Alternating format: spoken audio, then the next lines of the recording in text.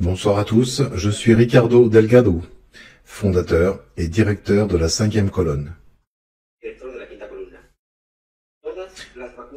Tous les vaccins analysés,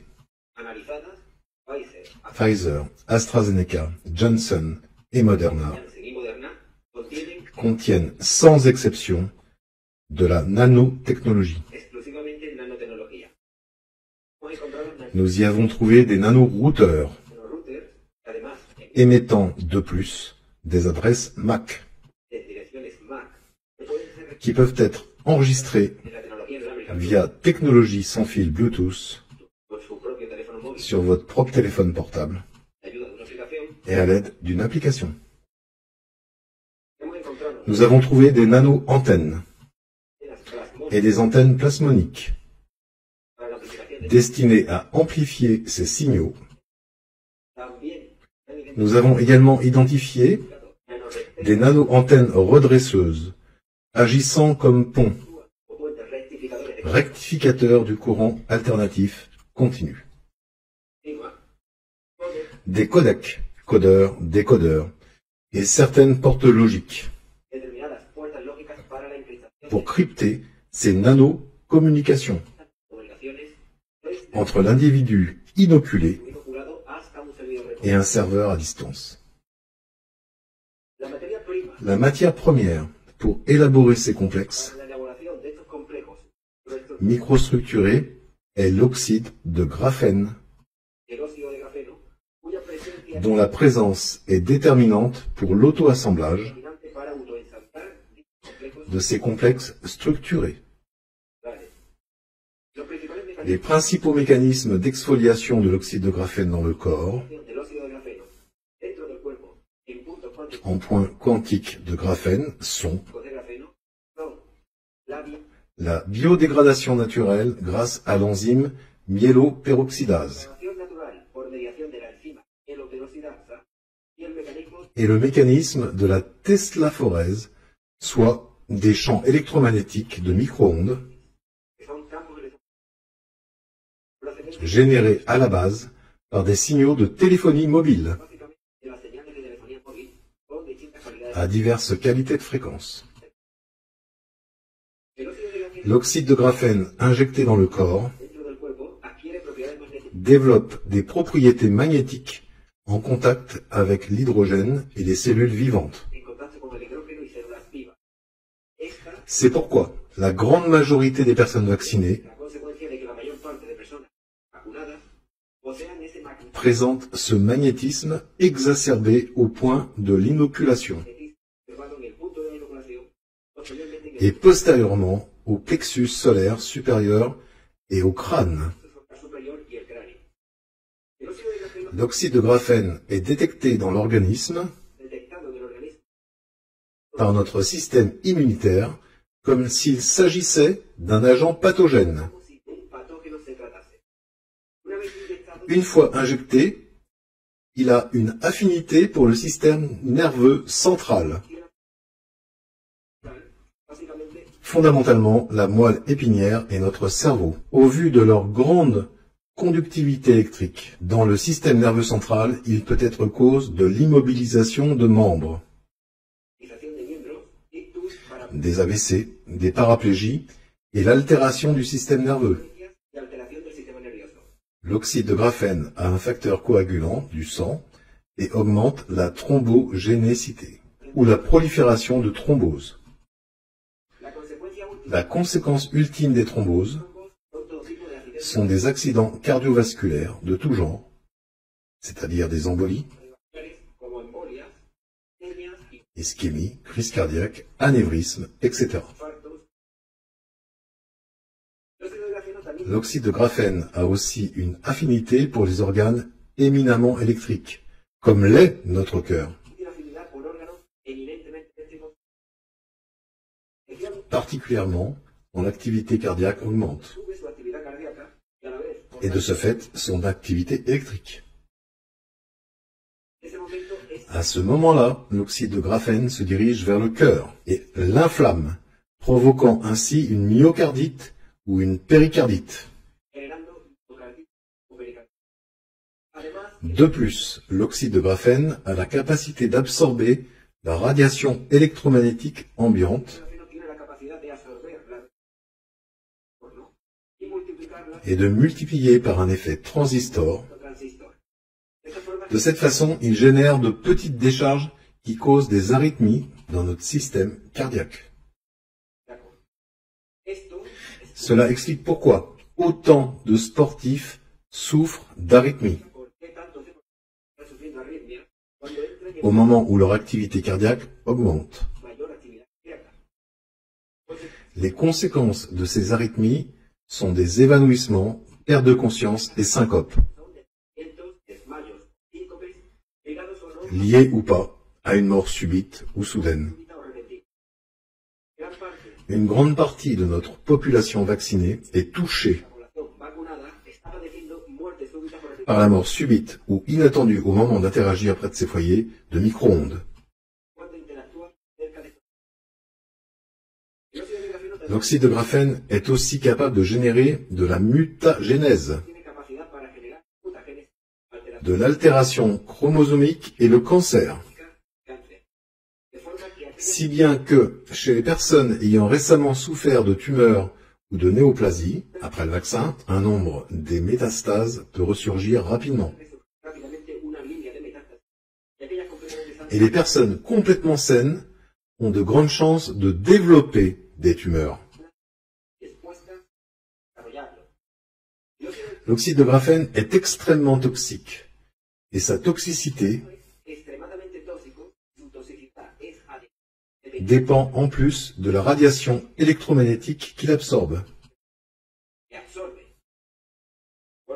Sur son chemin, il génère l'inflammation des tissus, des inflammations systémiques ou multi-organiques, provoquant par ailleurs une cascade de radicaux libres.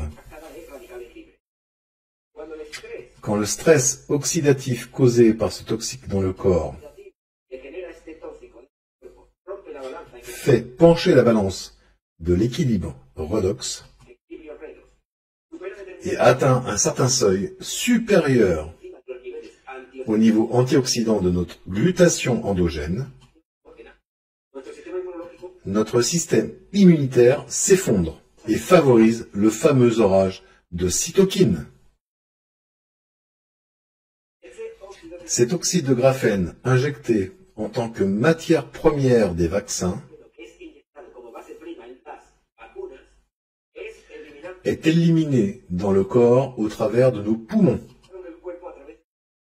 Mais s'il est irradié alors qu'il s'y trouve, son inflammation des tissus pulmonaires cause la pneumonie bilatérale. Si les vaccinés survivent aux premières doses d'oxyde de graphène injectées dans leur sang,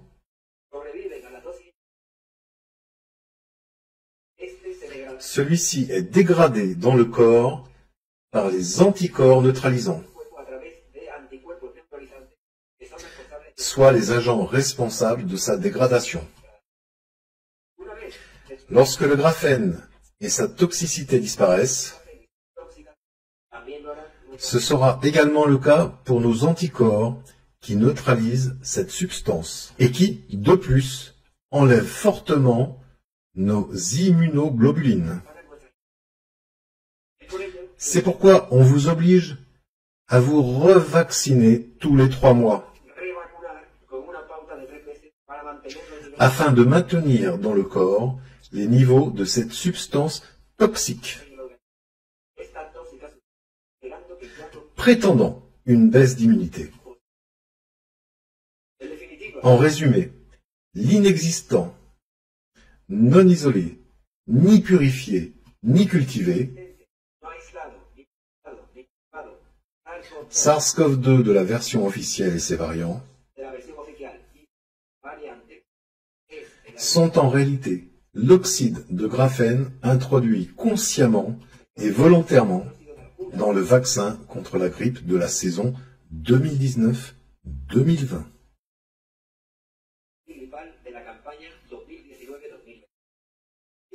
Autrement dit, la maladie réétiquetée comme Covid-19 est simplement un syndrome de radiation sévère renforcé par le graphène.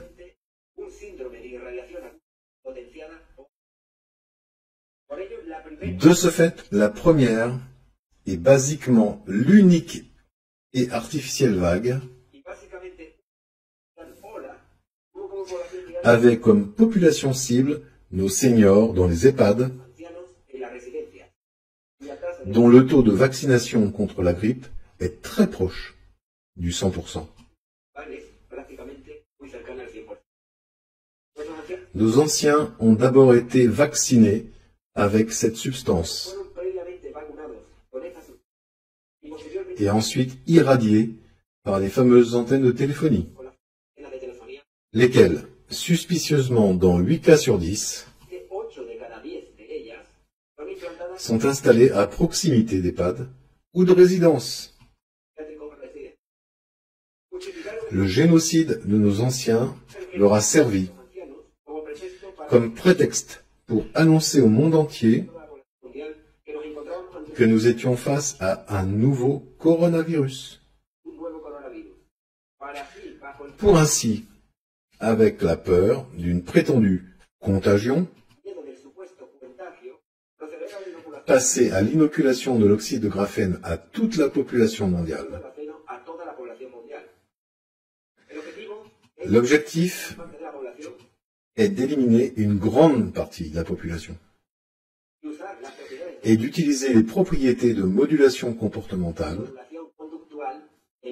de l'oxyde de graphène dans le domaine des neurosciences et de l'intelligence artificielle pour la population restante.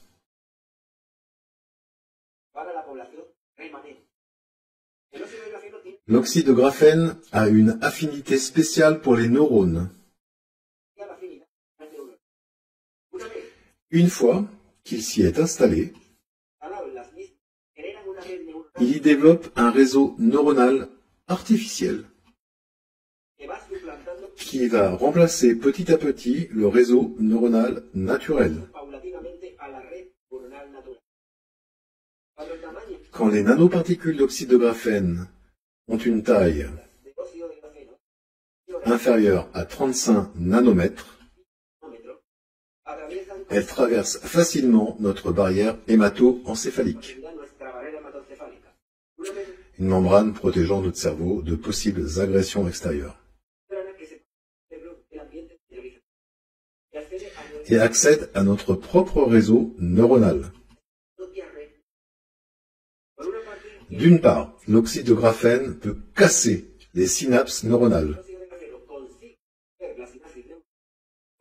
de façon qu'il est possible de cartographier le cerveau et de littéralement collecter des données comme des souvenirs, des pensées localisées, des sensations, des émotions ou des sentiments. Vous comprendrez mieux maintenant pourquoi, dans ce contexte de pandémie, certains pays ont approuvé une loi sur les neurodroits. D'autre part, cet oxyde de graphène peut être stimulé à distance et sans fil.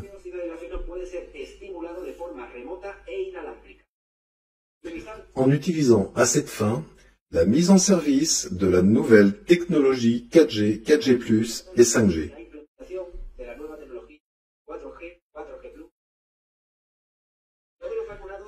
Tous les vaccinés transmettent leurs données à un serveur externe, contrôlé au travers d'une intelligence artificielle, probablement financée par M. Elon Musk. Ce condensé d'informations est le fruit de plus de 20 000 heures de recherche faites avec un groupe pluridisciplinaire de scientifiques et fondé sur les résultats scientifiques dans le rapport technique final du Dr Compra, concluant sans équivoque à la présence d'oxyde de graphène réduit dans les échantillons des vaccins AstraZeneca, Moderna, Pfizer et Janssen, ainsi que sur l'analyse scientifique du matériau et l'évidence par observation. Nous estimons qu'ils ont profité de l'ignorance et de la méconnaissance, en général de la communauté médicale et sanitaire, en matière de nanotechnologie, pour mettre en œuvre ce plan sinistre. Plan qu'ils appellent l'Agenda 2030. Vous pouvez compléter ces précieuses informations et trouver toutes les preuves et articles scientifiques cités ici sur www.laquintacolumna.net. Vu que la campagne de vaccination, entre guillemets, est globale, nous faisons face à la disparition de l'espèce humaine, comme nous la connaissons, dans les prochains mois. Ils appellent cela le post- ou transhumanisme, ou simplement le projet humain 2.0. À ce nouveau stade, le survivant automate sera privé de ses propres pensées, de son autonomie et de son libre arbitre. Une espèce esclave, amoindrie et dépendante intégralement de ces oligarchies technocrates. La cinquième colonne est constituée de millions de personnes dans le monde entier qui veulent maintenir l'essence de l'être humain, le respect pour l'humanité et sa dignité comme espèce unique. La cinquième colonne a dévoilé ce crime contre l'humanité qui porte atteinte à sa vie et à sa nature même.